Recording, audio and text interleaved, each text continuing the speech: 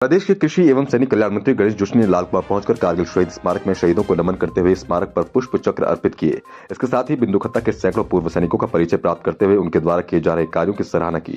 वहीं उन्होंने पूर्व सैनिकों के द्वारा की जा रही मांगों को केंद्रीय रक्षा राज्य मंत्री से मिलकर उनके समाधान का हर संभव प्रयास किए जाने की बात कहते हुए बिंदुखत्ता पूर्व सैनिक संगठन को 1 लाख की सहायता राशि दिए जाने की घोषणा की।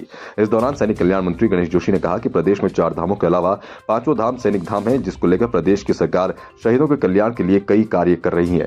बिंदुखत्ता के सैनिकों के लिए सामुदायिक भवन बनाया जाएगा, जिसके लिए शहीद स्मारक के निकट जगह भी स्वीकृत हो चुकी है, जिसका कार्य जल्द शुरू किया जाएगा।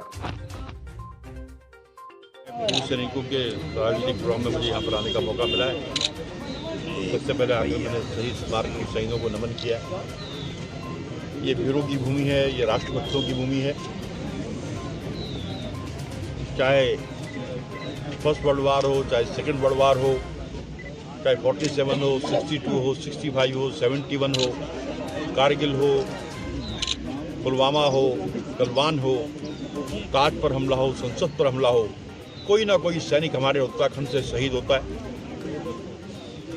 और शहीदों का सम्मान करना हर देशवासी का कर्तव्य है।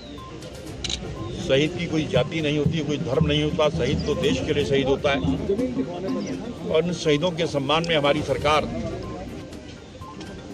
देहरादून में एक विशाल सैन्य धाम बना रही है, क्योंकि देश के प्रधानमंत्री मोदी जी ने कहा था कि यहाँ पर बद्री, केदार, गंगोत्री, यमुनोत्री 4 धाम यहाँ पर हैं। 5वां धाम सैन्य यहाँ पर होना चाहिए। अपने पिछले कार्यकाल में हमने पूरे प्रदेश के अंदर 1734 शहीद परिवारों के घर जाकर कुछ पवित्र मट्टी को लेकर हम आए और उससे माननीय रक्षा मंत्री राजनाथ सिंह ने उसका भूमि पूजन किया है। दिसंबर 24 तक हम उस सैन्य धाम को पूरा करेंगे। म्यूजियम उसमें होगा, थिएटर उसमें होगा, लाइट एंड साउंड शो के माध्यम से वीरता की पिक्चर उसमें दिखाई जाएगी। अब भारत की सेना में 2 सैनिकों की पूजा होती है, बाबा जसवंत सिंह और बाबा हरभजन सिंह के मंदिर उसमें होंगे।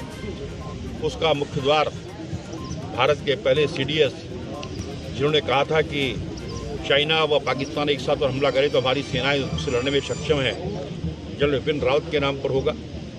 और इसका एक संदेश पूरे प्रदेश में है, पूरे देश के अंदर है। पूरे स्मारकों का अध्ययन करने के बाद हम उसका निर्माण करते हैं। के लिए क्या घोषणा की है?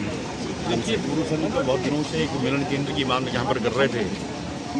1 बीघा भी जो जमीन उसके लिए हमने आवंटित करा दी है। शीघ्र ही उसका निर्माण काम होगा।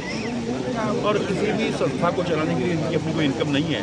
मैंने 1 लाख रुपये देने की भी घोषणा करी है अपने रोजमर्रा के कामों के लिए। और आगे भी ये मंत्री होने के नाते, सैनिक कल्याण मंत्री होने के नाते और सबसे पहले एक पुरुष सैनिक होने के नाते मेरा इन लोगों से विशेष लगाव है। और जब भी मेरे पास किसी काम के लिए आते हैं मैं उसको पूरा करता हूँ।